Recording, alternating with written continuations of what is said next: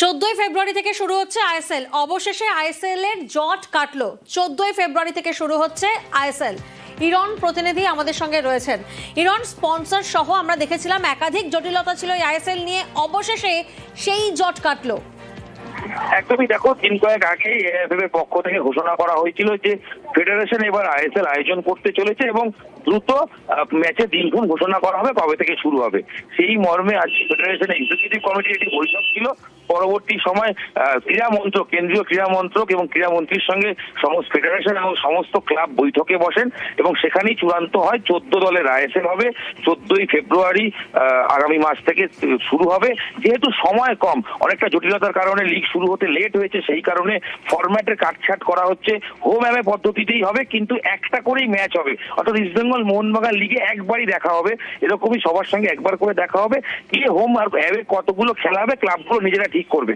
এবং সবচেয়ে গুরুত্বপূর্ণ বিষয়, এই ফেডারেশন এই ম্যাচ করতে গিয়ে, টুর্নামেন্ট করতে গিয়ে কত টাকা খরচ হচ্ছে। প্রাথমিকভাবে যে হিসাব করা হয়েছে 24,26,00,000 টাকা খরচ হবে।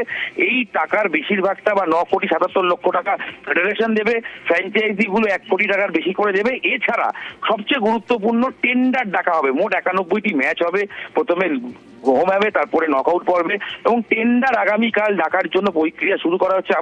আমরা সবাই জানি যে এর আগে টেন্ডার ডাকার কারণে সেই সময় কিন্তু কোনো সংস্থা এগিয়ে আসেনি। তবে কেন্দ্রীয় সরকারের হস্তক্ষেপ হয়েছে বলে ফেডারেশন মনে করছে নতুন কোনো স্পন্সর পাওয়া যাবে এবং সেই মর্মে তারা আগামীকাল সুপ্রিম কোর্টে যাচ্ছেন।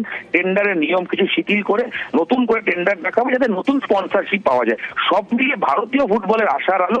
কবে আইএসএল হবে, সর্বোচ্চ লিগ, ফুটবলাররা বারবার চাইছিলেন, তারা ফিফার দ্বারস্থ হয়েছিলেন যে তাদের পায়ে বল কেড়ে নেওয়া হচ্ছে, ক্লাবগুলো প্র্যাকটিস বন্ধ করে দিচ্ছিল। সব মিলিয়ে সেই জট কাটলো। 14ই ফেব্রুয়ারি থেকে আইএসএল ইন্ডিয়ান সুপার লিগ শুরু হতে চলেছে। বেশ, ধন্যবাদ ইরন।